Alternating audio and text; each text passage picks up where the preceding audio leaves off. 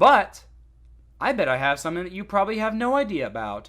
What if I told you that I found a character in a TV show on Netflix that might actually be worse than JUN from Dragons the Nine Realms? How would you feel about that? Get on with it. Yes, get on with it!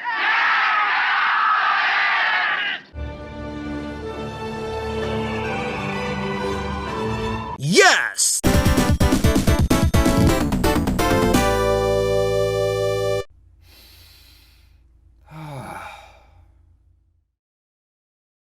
Let me take you guys back to the year 2017, a whopping 8 years ago.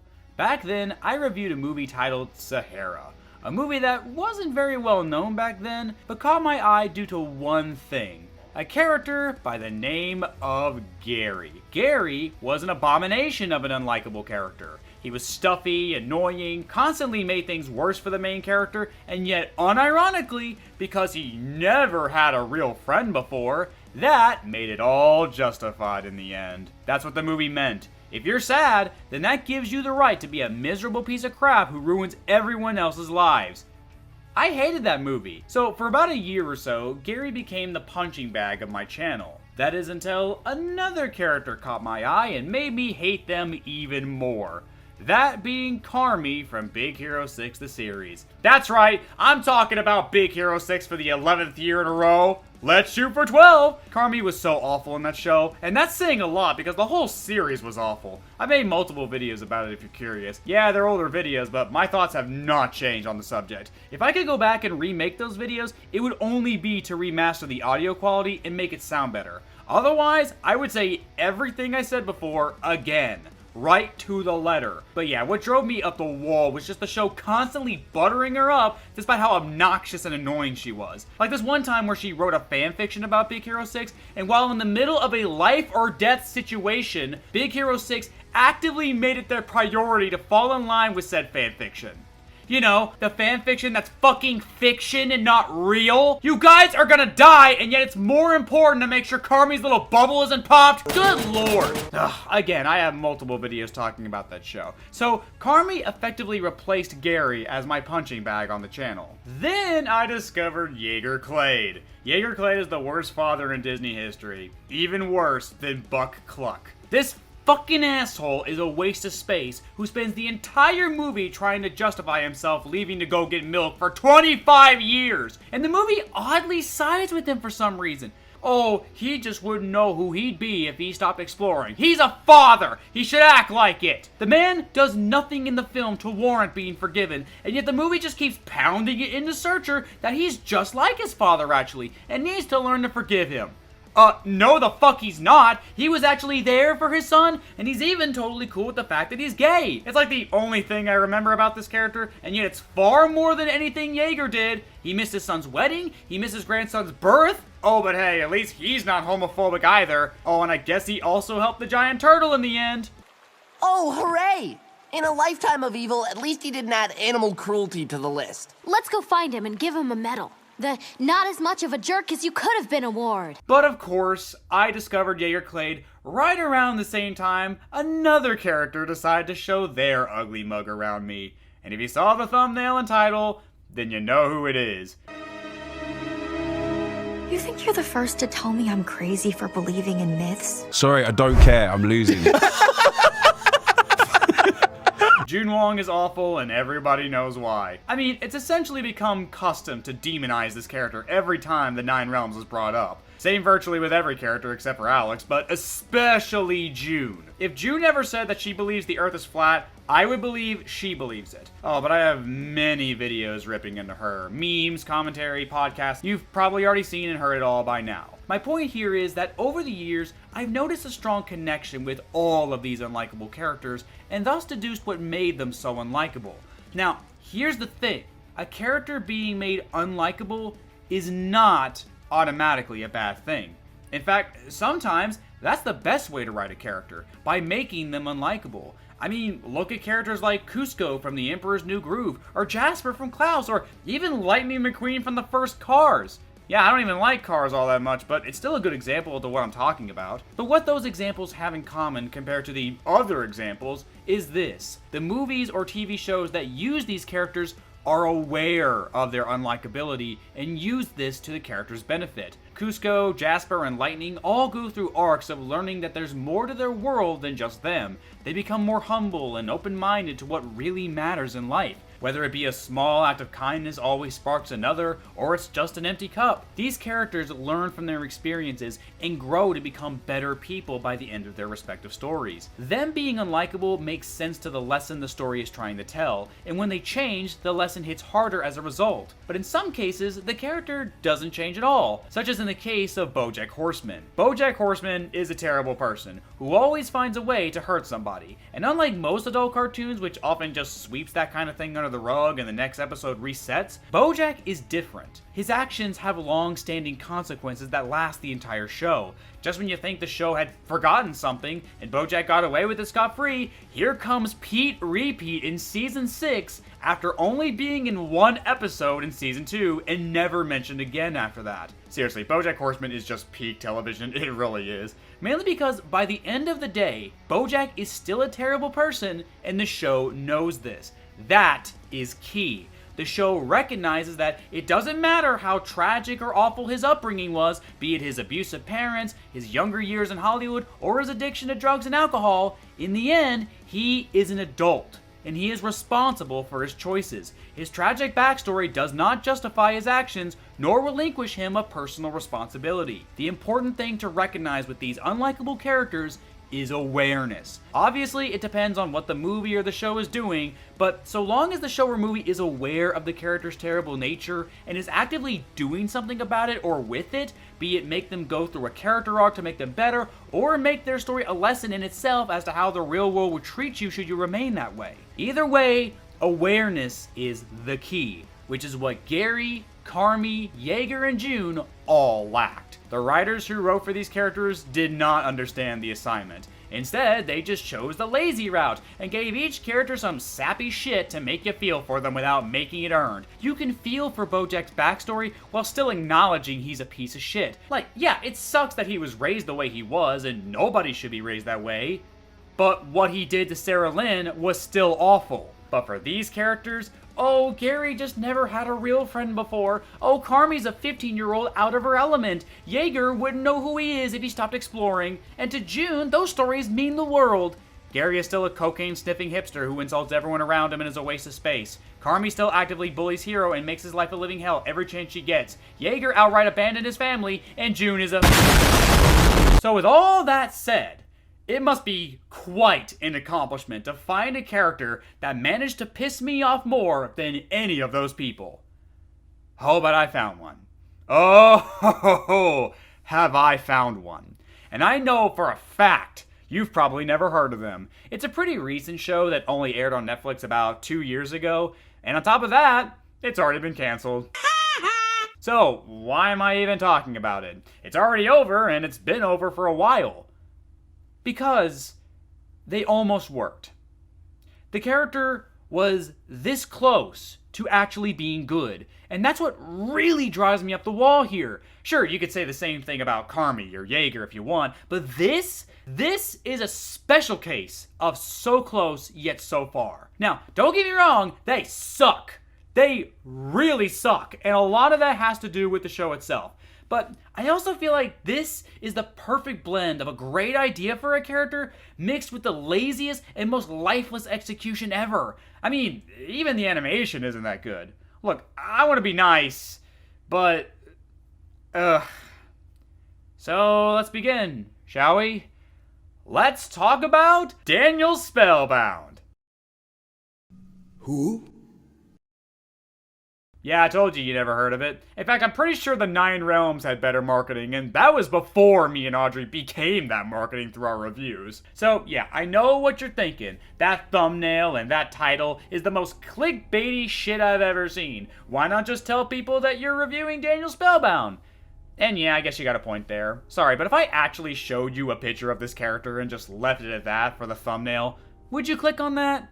Would you click on that character? Maybe a couple of you would, but these videos take a long time, and if it doesn't do well, then frankly, that's just discouraging, and it makes me want to not make these videos if nobody cares. Keep in mind, I still gotta eat, and these videos doing well decides that for me. But to be fair, I am going to talk about unlikable characters and how to write them in this video. I just have to provide context and background information about the show, because otherwise, you're just going to be lost and have no idea what I'm talking about. So I ask that you be patient. You'll get what you came here for, I promise. Be it a genuinely interesting commentary on writing, or just my pure unadulterated anger. You'll get it either way. So Daniel Spellbound is about a boy named Daniel Spellbound? Okay. Who's a normal human with no magical abilities, yet is a part of the magical world known as a tracker. Yep, that's all he's called. But apparently, being a tracker is illegal in the world of magic. But the Bureau of Magic decides to make an exception as a great threat looms, and Daniel might be the only one that can help save the world. So, yeah, on paper, this sounds pretty generic. Like, really?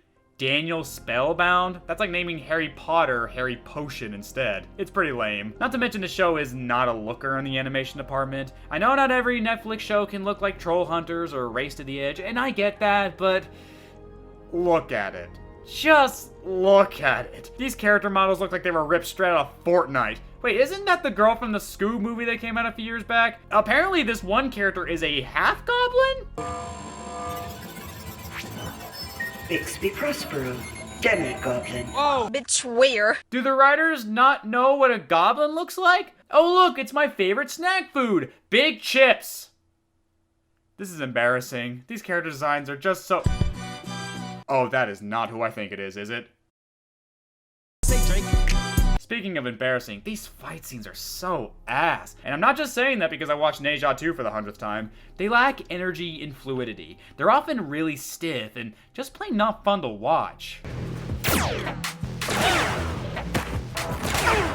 Oh, get up, you pussies. That did not hurt you. I've seen better kinetic energy in a turtle race. Not to mention, this is a world of magic. Yet every character seems to have only one real trick up their sleeve, and that's it. Victor Albright makes things gold.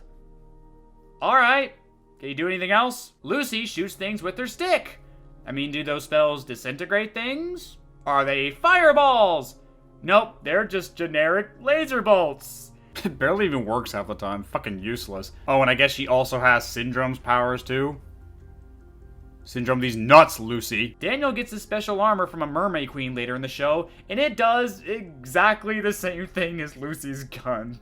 This is so stupid. This is the world of magic, and the only creative idea I saw in the whole show anywhere was in episode 3, where Daniel and Hoagie have to go into this wall graffiti to get some pixie milk. Like, okay, that's new. Pixies living in art. That's actually a little creative. I like that. Other than that, world building wise, this is just so bare boned, and the characters are just not interesting enough to back it up. Now, for the most part, the characters are fine, save for the character we're all here for. Most of them just kind of come and go for me, particularly the main character, Daniel, who's just Aladdin without the baggy pants. I mean, bro ain't got drip, bro dry as a bone. He's not unbearable or anything, he's just pretty one note as a character. He's just a typical street urchin thief who's only out for himself. But uh-oh, he can't get out of this one alone. I guess he'll have to rely on his new team. Will he learn to trust them and eventually form an irrevocable bond with them? Of course he will, it's so fucking predictable and generic and stupid. At one point, Daniel brings up his father, who apparently worked for the Bureau of Magic,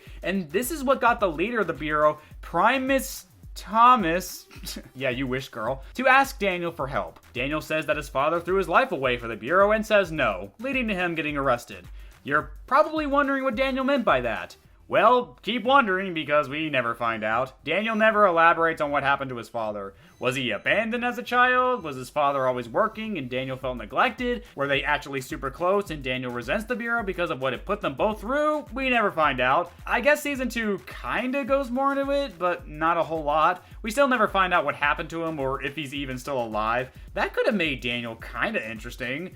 But no, let's just have him go through a super generic arc of learning to accept people into his life in the most forced, bullshit, and awful way possible. My father wasted his life working for the Bureau. Oh, yeah?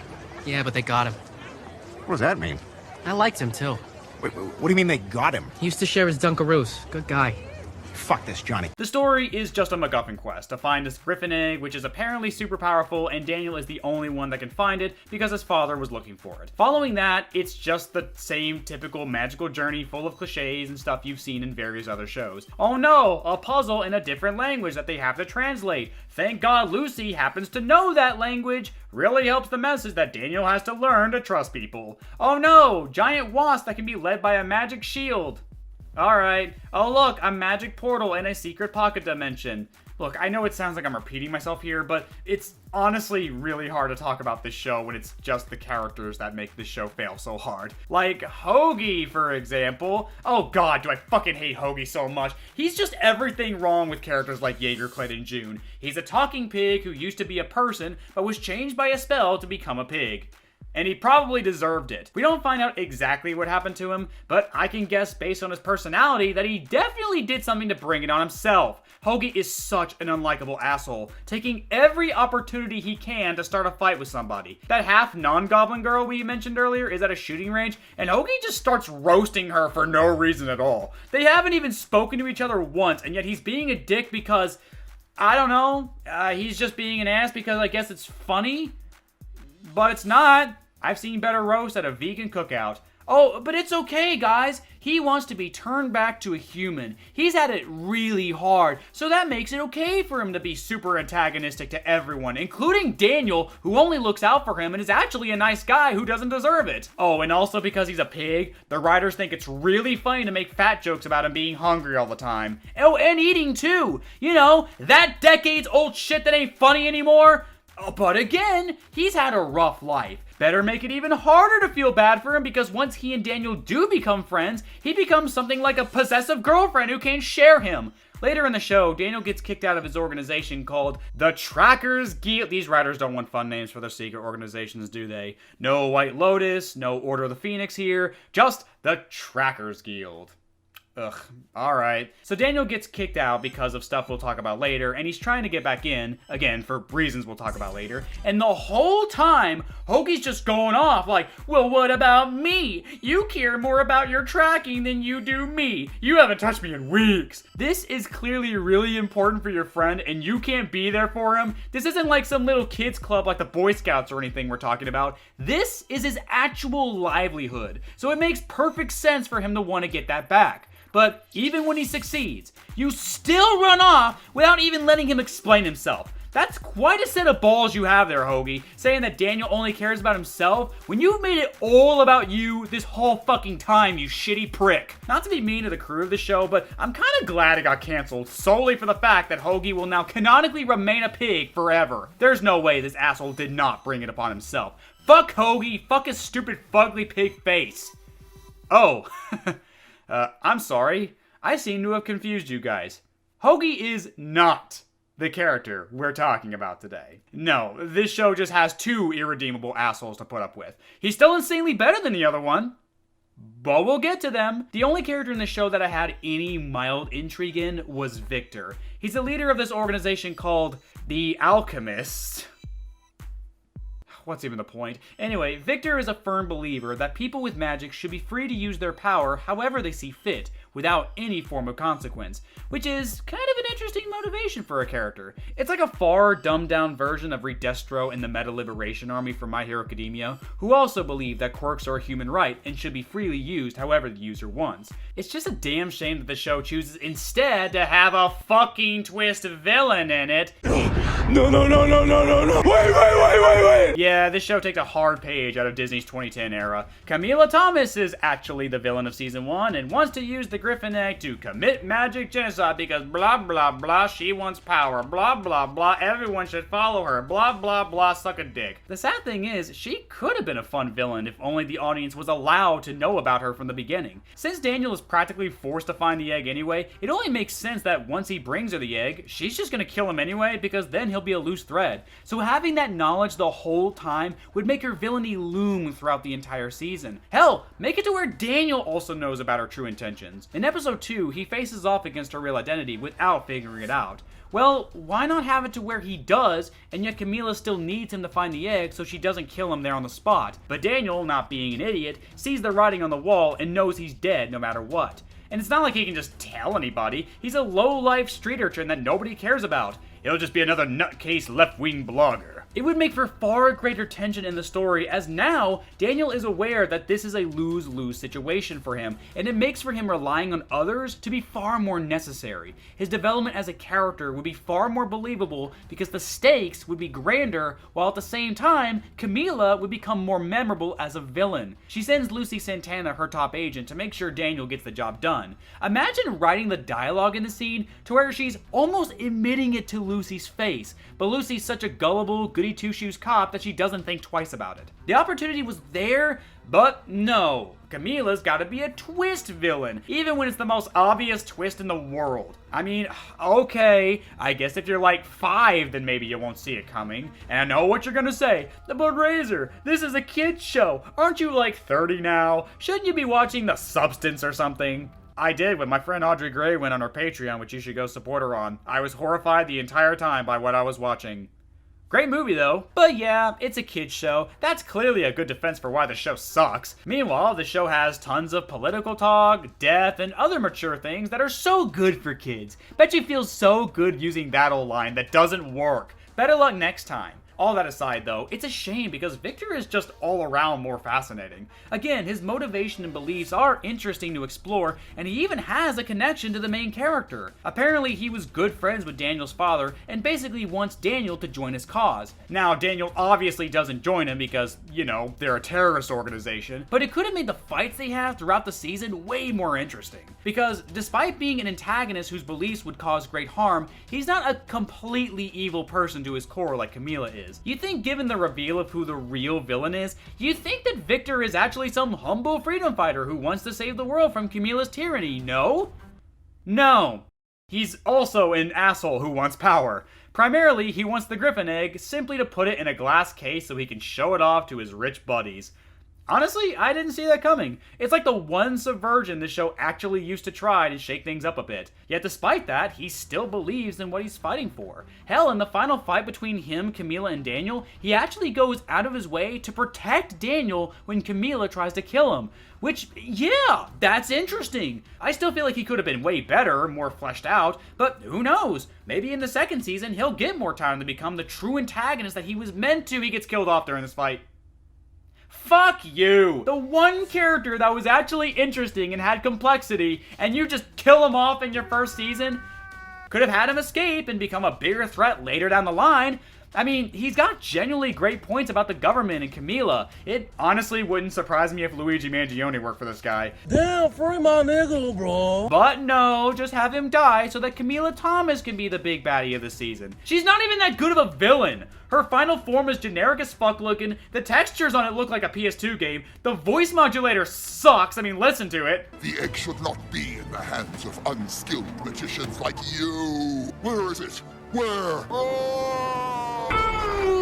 This isn't over, alchemist. You and your pig will not stand in my way. I am the most powerful. This shit is so fucking ass, bitch! Quit fucking music! Quit that shitty ass shit! Turn that shit on! Turn that trash ass fucking shit on!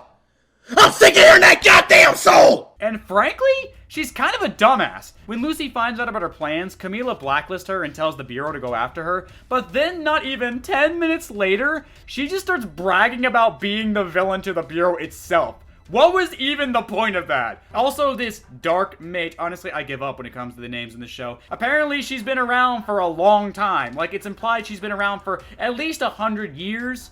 So, like, has she just been looking for this egg all this time and is only just now getting it? You're technically already the leader of the magical world. What more could you possibly want? Also, can we talk about how Camila literally hired Daniel for the job? Yeah, she strong-armed him into it.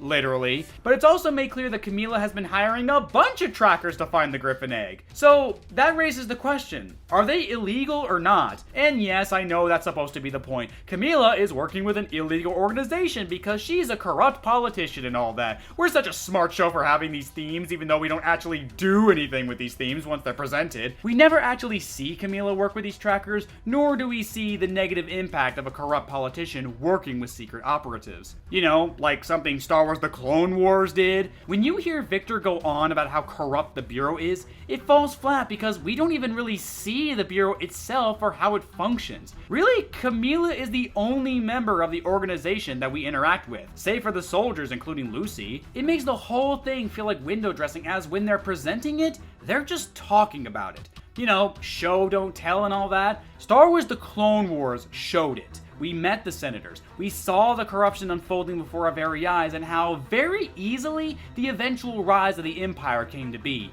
through bribes, military force, and deception. When Padme says, "So this is how liberty dies," through thunderous applause, you get it! But when Victor says stuff like this... They manipulate public opinion and don't care who it hurts.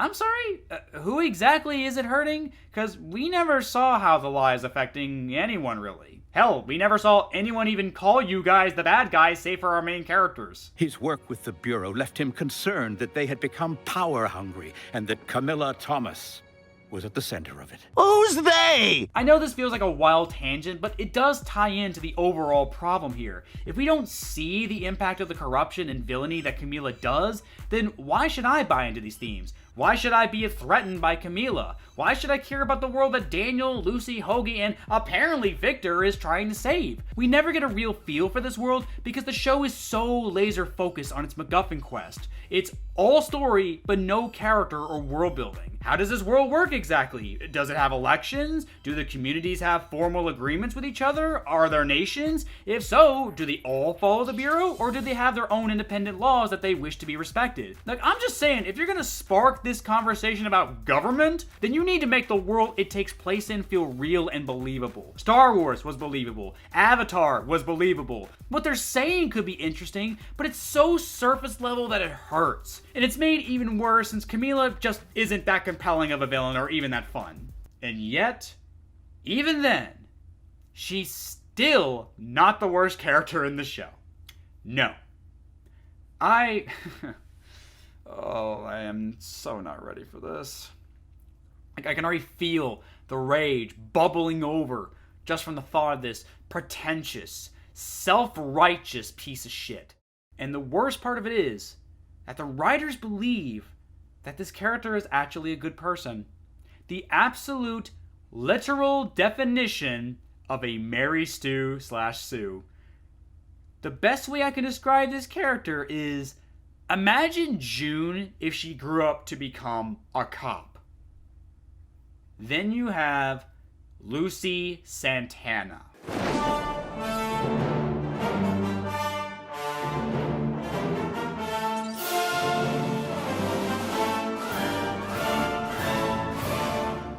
Lucy Santana is the worst character I've ever seen. And I know that's saying quite a lot, given some of the characters I've seen over the years. You mean to tell me you hate Lucy Santana more than Jaeger Clade or June Wong?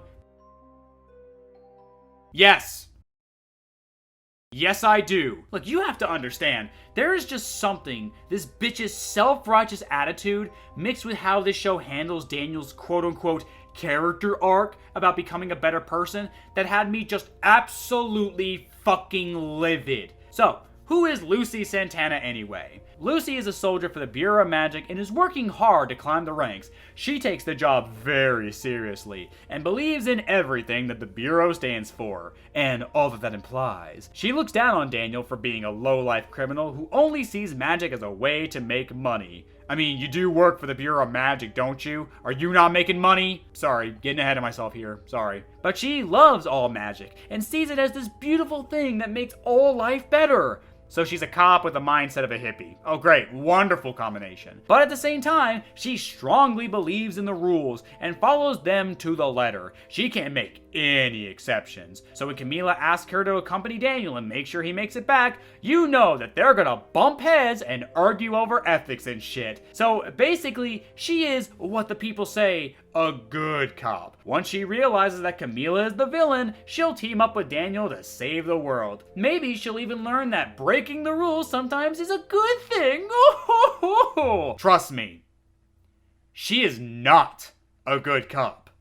Or at least not to Daniel. Or anyone with common sense, mind you. I don't know, maybe the state would call her a good cop given what she does in this show. Lucy's the kind of cop that would pull you over for going 2 miles over the speed limit. She's the kind of cop that actually cares if you have a fishing license. She is the kind of cop that would actually raise hell because you're loitering. She's that kind of good cop. The kind that's an utter tryhard who takes their profession way too fucking seriously and sees it as justification to do whatever the hell they feel that they need to do. And the way the show will treat her like she's actually in the right. I'm sorry, I'm getting ahead of myself again. So, what am I talking about? Well, let me lay out the scene, man. Hold on to your butts.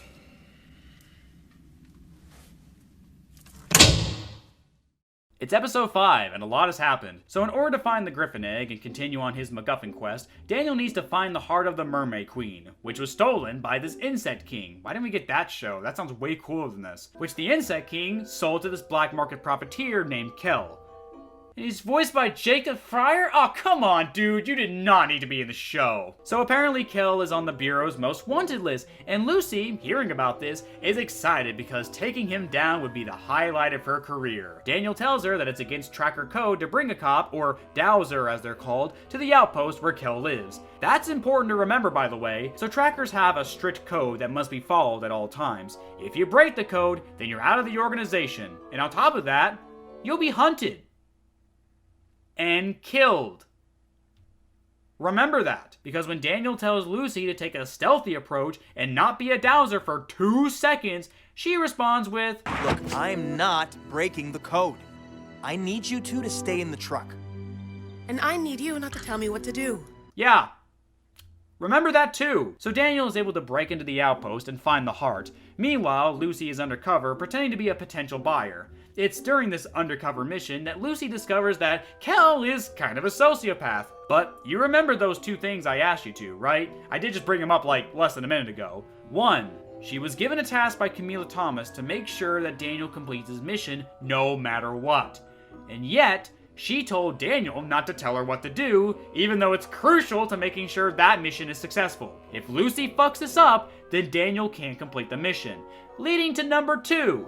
If Daniel is discovered to have brought a dowser to the outpost, he will not only be kicked out of the Trackers Guild, he will be hunted down and killed. But I wouldn't worry about that. I mean, after all, Lucy is Camila's top agent. Stern, strong, disciplined, more than capable of keeping cover under pressure. I don't care. This isn't a store. It's a crime den.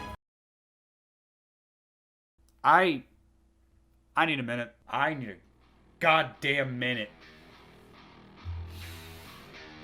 You fucking idiot! What the fuck is wrong with you? What are you doing? You do realize that keeping your cover is super important for Daniel to be able to get the heart, right? How is he gonna do that when you just lose your cool super easily and give away your role? You're a tracker?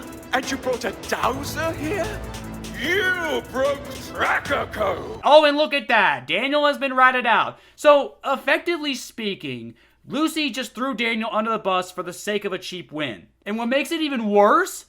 She didn't even have to do that! You're at the outpost now, Lucy. Why couldn't you just wait until after your current mission was done? It's not like it's urgent that you take him out right this minute. Can't you just write down the coordinates to this place once you get the heart? Apparently you have them since you can make calls there. Hell, why not call the other dowsers and tell them your location? The moment you leave, they would swoop in. You know, like professionals do? But no. Just throw a tantrum the moment Kel pisses you off and just completely blow the mission. I don't care if Kel was onto her the whole time, apparently. If it was him who revealed the truth and started attacking Lucy, that'd be completely different. But no, it was Lucy who exposed herself for no reason. And what's worse, she fucks over Daniel in the process. And this isn't some mild inconvenience for Daniel, no. This becomes a major plot line in the next season, and it's all Lucy's fault. And it's not like she wasn't aware of the consequences.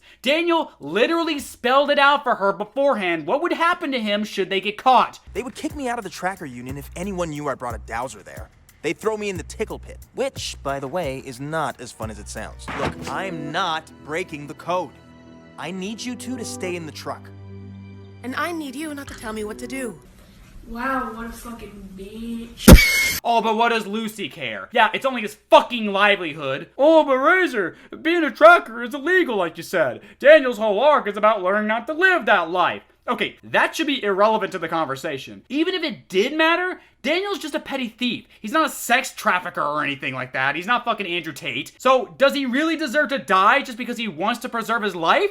That's weirdo behavior if you say yes. Oh, but you don't understand. Kel threw an animal. Wouldn't that make you angry? I mean, sure, it gets the point across that Kel's a bad person, but as a soldier who is disciplined and strong, I still expect Lucy to keep her cool under pressure, not just completely lose her mind, jeopardize the mission that she's currently on, screw over another person's life in the process, all for absolutely nothing, mind you. Frankly, this makes it even worse. Lucy did everything wrong in this instance. So during the fight with Kel, Daniel understandably dips and leaves her behind, which honestly, based. Super based of him. I would have done the same thing if I was him. Because if my life and future was not important enough for you to take seriously at all, why should I fuck with you? Why should I tolerate you in the slightest? Lucy was perfectly content with throwing Daniel under the bus and did not care. She said so herself. You just torched my reputation. Face it, Spellbound. There are more important things than your reputation. It's not just his reputation, Lucy. He literally told you this was his life. And I know what some of you are going to say. Well, he's a criminal, and he shouldn't be a criminal. Sorry, but we talked about this already. Camila Thomas hired Daniel and thousands of other trackers, so are they even illegal or not? I get that's the point, but the show never actually calls that hypocrisy out ever. It's just something that happens, so why is it illegal? It's kind of like the movie Hop, where the rabbit can talk and Tom from the Sonic movies tries to keep him from talking, but then he'll just talk to people and literally nobody cares. And yet, despite no one caring, Tom from the Sonic movies still tries to keep him quiet. Why do you care? Not that that's even a good reason to fuck someone's life over, especially when they're not even a bad person. Again, he's just a petty thief who's a bit self-minded, but he doesn't do anything that's actually all that morally dubious in the show. Say for this, I guess, except no, he's based for that. Lucy threw him under the bus, well now Daniel is driving the bus. Except, uh-oh, apparently that wasn't the right thing to do. Daniel shouldn't have abandoned her because she was his friend. When the hell exactly were they friends? Because the whole time that they were together, all they did was bicker and argue with each other. At the very end of episode 4, Daniel asks her to trust him so they can move forward with the plot, and she says, I don't trust you, but I don't have a choice. Like, how is that supposed to be meaningful? How is that supposed to show any form of connection between these characters? They have nothing in common. They don't really work well together, save for forced teamwork out of necessity.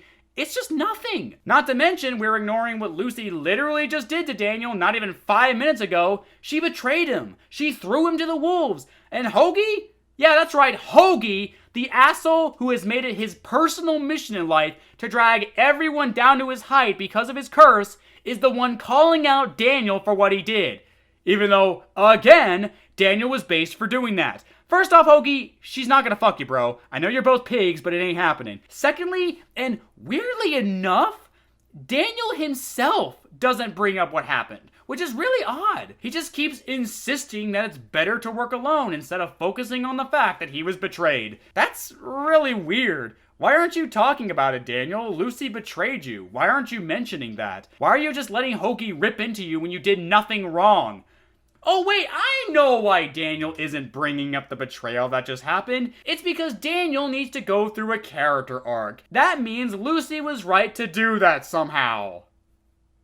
What? So, yeah, Daniel was supposed to go through a character arc about learning to let people into his life and all that shit. And I get that, but here's the thing. You can't have a character develop by just having them actively ignore what other characters do to them. Daniel never brings up the betrayal because he has to change by the end. And bringing up that betrayal would require him to call out Lucy, who was in the wrong to do that. Oh, but we can't do that because Daniel needs to change. It's so fucking awful, especially when Lucy manages to defeat Kel and come back. We were supposed to be a team, Spellbound. The magic world is on the line and I trusted you. Trusted? Trusted? Daniel asked you to do one simple thing, and you straight up betrayed him. If anyone can't be trusted, Lucy, it's you. And now you're acting surprised that Daniel left you behind? Look, I'm sorry. I know I messed up. No, you didn't! Call her out on her bullshit! Don't be like Tom, you fucking cuck, Daniel. Lucy never apologizes for what she did. Daniel never asked for one. What the fuck is wrong with these characters? This is not how you develop a character. This is not how you write an arc. And yeah, I know, Lucy later realizes that Camille is the villain and switches sides to save the world with Daniel, but that still doesn't change what she did. The show never has Lucy acknowledge what she did, nor does it have any of the other characters acknowledge it either. The only time it is ever acknowledged is during this fight with some gremlins, where Lucy forces Daniel to apologize for leaving her. Fuck you, you self-righteous hypocrite bitch! So Daniel says he's sorry, even though he shouldn't have to, and Lucy doesn't learn any lesson herself. While Daniel learns, yeah, put that in like 10 quotation marks, that Lucy is a good person, because I don't know, the writers want you to believe it. Oh, actually, I take it back. I guess Lucy does learn something. She learns that she can just throw anyone she wants under the bus, as long as it gets her a win that she didn't even need. Especially if there were other ways to get that win that would have been both easier and not fuck over other people's lives in the process. Lucy did something terrible, but the show will try to justify it simply because Lucy's a cop and Kel was a bad guy who needed to be stopped. Meanwhile, whatever happens to Daniel, well, he's a criminal who needs to learn to be better. Sorry, but that is not how that works, when all you can do to make it work is have everybody act so illogically just to defend one character's actions. It is the pure definition of the word forced. And the worst part of it is, this is the easiest fix in the world. Just have it to where Lucy doesn't reveal herself on purpose to Kel, then tell Daniel to shove it when he's understandably pissed off.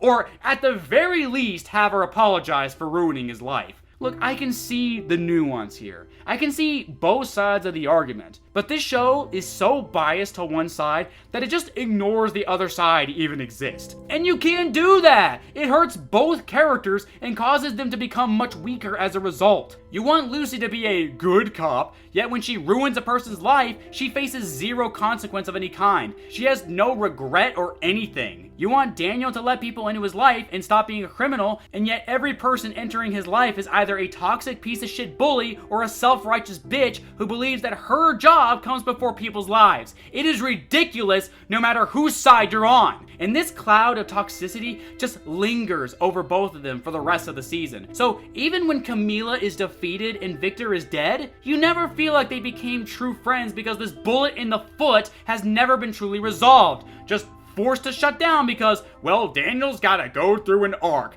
Let him go through the arc naturally. Don't just tell him to get over it by never having him acknowledge it. It's lazy, it's shallow, and it's just fucking weird, my god. Then there's another time later in the season when Camila Thomas tells Lucy to get the egg no matter what, and Daniel overhears the conversation. So, let me guess. Does this mean that later when Lucy abandons Daniel during the fight with the Griffin that looks like something ripped out of the Nine Realms, he's just gonna be really cool with it because that's to be expected of him? Wow. You abandoned us for the egg and you still didn't get it. You only care about the Bureau and the Primus. Low blow. Oh, so you can call her out when she does something to fuck you over. Fuck you, Daniel, you fucking bitch. Then comes the second and final season, thank God, and we're now facing the consequences of Lucy's actions, as now Daniel is being hunted by the Trackers Guild. You know, because Lucy sold him out and all that. Remember, we've only been talking about that for I don't know how long, but it's probably been a while. So the only way for Daniel to save himself is to find something titled an Untrackable, an item so rare that it would get him reinstated into the group and all would be forgiven. So obviously, Daniel's main priority is to get that item so that his life can go back to normal, which honestly makes Hoagie's behavior in this season way worse considering how Daniel got into the situation and he's making it all about him. Again, if Daniel's whole arc is about letting people in, he's letting the wrong people in, okay? Meanwhile, after Camila's defeat, this means that the Bureau needs a new leader, and it's here that we find out just how this government works. So basically, there's this magical staff called the Scepter of the Primus, and whenever the previous Primus retires or dies or whatever, it vanishes, and a search begins for it, and whoever finds it first becomes the new Primus.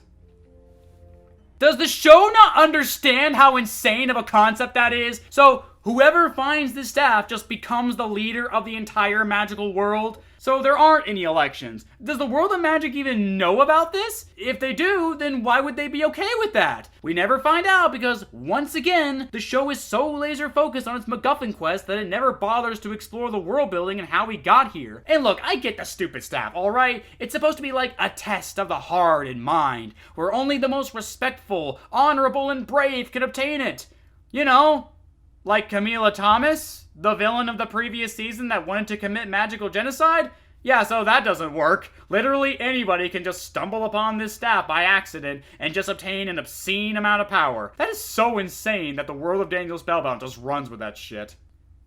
Granted, to be better than our system, but whatever. At least have there be a reason for why they stick to this bullshit system. Like, let's say Merlin made the staff a long time ago, like back in the medieval era. Now, because Merlin is such a beloved and respected figure, even though he was a product of his time and times have clearly changed, the Bureau sticks with this because that's just how it's always been. Make it a commentary on conservatism versus modern liberalism. Have Daniel decide against helping Lucy, not just because she betrayed him in the past, but out of principle of the fact that's just a dictatorship. But no, don't focus on the world building or how this Bureau of Magic even works. Focus on how Daniel is apparently a huge dick for not wanting to help Lucy find it. I'm sorry, Lucy. I can't help you.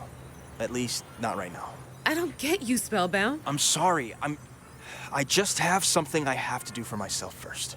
You'd never willingly help the Bureau of Magical Enforcement, right? It's not... No, I get it. Just get back to tracking. It's what you want. Bitch, you're one to fucking talk! Mrs. I want to be the new Primus because I care so much for people, so much so that I'm willing to sacrifice people just to win a fight I could have won without doing so. That's how much I care. So this whole season revolves around Daniel helping this guy named Jace and his sister Shaquila find the staff because Jace wants to use it to find this treasure that Daniel's father apparently knew about. Jace turns out to be a twist villain, but unlike Camila, he's actually not too badly written. So Jace has been cursed by this substance called the Dread, and it turns out the treasure he's looking for will unleash more Dread magic into the world. It becomes more clear as the season continues that he's simply using Daniel, and I even like that Daniel isn't an idiot and begins to pick up on that as the show goes on. There's even this great line near the end where he asks Jace if he's even talking to him or the Dread itself using him as a husk, to which Jace simply replies, "Does it even matter?" Like, damn, okay, that's actually a pretty cool line. Boy, Daniel, isn't it nice to be able to call people out on their bullshit when they betray you and use you to further their own goals? Like, it's cool, right? It's cool to stand up for yourself and what you believe in. I think it's cool. You should do it more often. You're working with the dowser who got you rejousted? I should have never helped you. Yeah! Just like that! Season 2, admittedly, isn't that bad. When it is just focused on the MacGuffin quest, it's fine. It still suffers from the same problems the first season did, albeit not as badly. I actually really liked Shaq as a character. Her blind optimism for saving her brother was really endearing, especially near the end where it was becoming more and more clear that he didn't intend to be saved at all. Hell, at one point she actually dies trying to help him, and he just shrugs it off like it's nothing, being more mad that Daniel wasn't the one who was killed instead. He's more mad that the wrong person died over the fact that it was his sister who died at all. That's pretty fucked. It's just a shame that the season, hell, this show as a whole, has a genuinely great foundation, and with the proper focus on world building and character development, it probably could have become an underrated gem on Netflix. Something that could be compared to stuff like Troll Hunters, Inside Job, or maybe even Avatar. Okay, maybe that last one's a serious stretch, but you get it. It just really doesn't know how to flesh out a world or actually take part in the themes it wishes to present. I like these themes. I like exploring government corruption and which side is actually the good guy. It's becoming more and more relevant by the fucking hour. It's probably why I love Neja 2 so much. It's the same message. But one flaw the show certainly had, it did not know how to write a character arc. For Daniel to never call out Lucy on what she did is crazy. Hell, the fact that Jace, a villain, was the only one to call her out is kind of crazy to me in general. Holy shit. Lucy got away with it scot-free, and the show even sided with her and justified everything she did. Daniel had to apologize to her and just get over the fact that his life was ruined. So what if it became a major plot thread in season 2? Daniel just needs to stop being a criminal and be a good person. Even though he already is a good person, this show just didn't care. And look, I'm fine with Daniel giving up on being a tracker by the end of the show, but only if it felt right. If it felt like a natural choice he made. And I'm sorry, but it doesn't. It feels like the show was written by those high schoolers who were preparing to go join the Marines after graduation, and for those last few weeks in school, just went around harassing the other students going, hey buddy, are you gonna join the Marines? I'm joining the Marines. Me and my friends are joining the Marines. You should join the Marines with us. Join the Marines!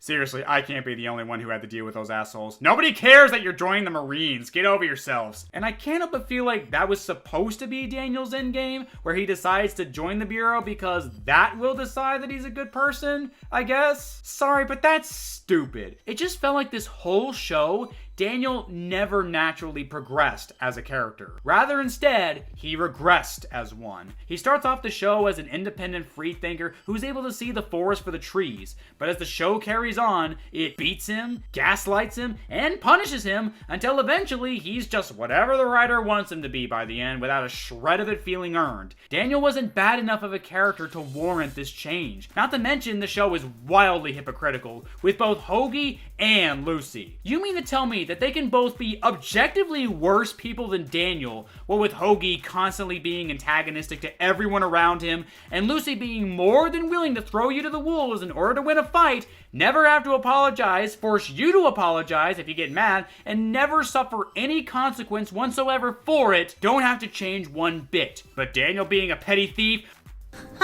I see how it is. It's so stupid. My God. What went wrong with this show? Like, I can see why no one talks about this show.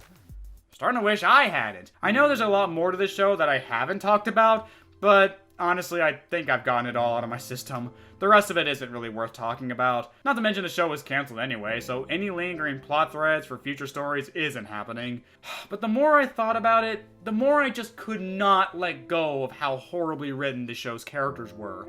Particularly this one character who was free to do whatever she wanted and got zero repercussions. All for the sake of developing another character. Character development should not be reserved for the main character alone. Otherwise, Zuko wouldn't have had the best character arc in Avatar, would he? Here's the thing.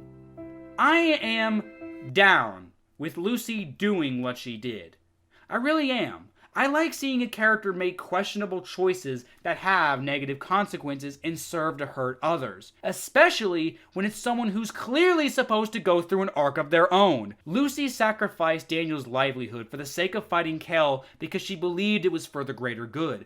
As she said herself, there's more important things than your reputation right now. And that could have been interesting to see her deal with the fact that she threw someone's life away for what she considered the greater good. But the show didn't do that.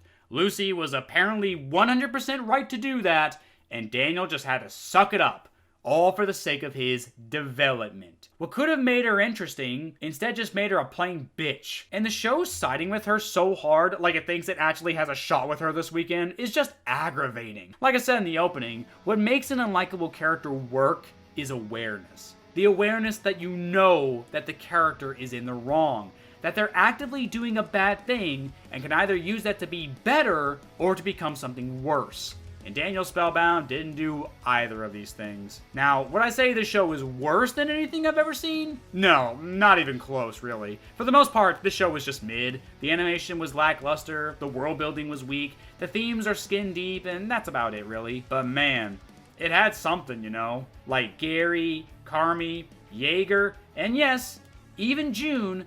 Lucy had something. If they had just acknowledged that she made a mistake, and at the very least just had her say she's sorry, then I wouldn't be making this video. I would have forgotten the show even existed, to be honest with you. But hey, backhanded compliment, I will remember the show now because of just how much Lucy pissed me off. And to a lesser extent Hoagie, but he's not even in my top 50 worst characters of all time. Fuck him. It's a damn shame because it was so close, yet so far at the same time with her.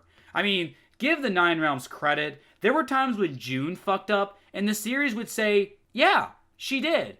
Not every time, mind you. Certainly not when it needed it the most, but sometimes. Compared to this bitch, who was never called out, never had to say sorry, and never acknowledged what she did wrong. And that is why Lucy Santana is the worst character I've ever seen. Just straight up unforgivable.